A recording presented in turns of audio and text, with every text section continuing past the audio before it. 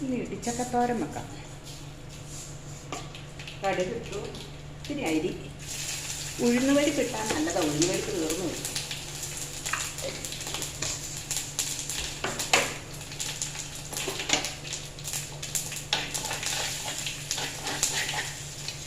ഇത് ഇടിച്ചക്ക വേവിച്ചിട്ട് അതിൻ്റെ ഉള്ളിൽ തേങ്ങായ, ഉള്ളി, ജീരകം, കുരുമുളക്, കരിവേപ്പില, ഉപ്പ് ഇതെല്ലാം ഇട്ട്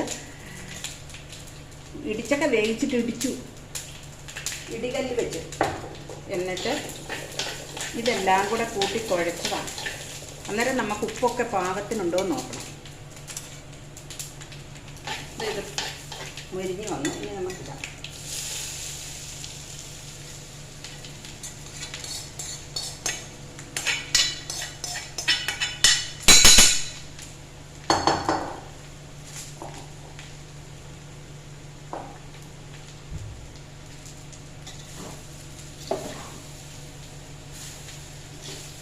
ഇതൊന്ന് ആവി കയറിയാൽ ഇടിച്ചക്കത്തോരൻ റെഡി.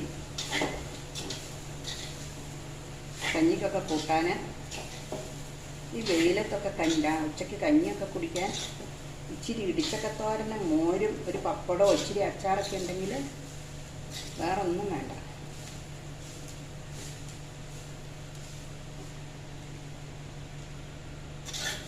ഒന്ന് ആവി കയറിയാൽ മതി.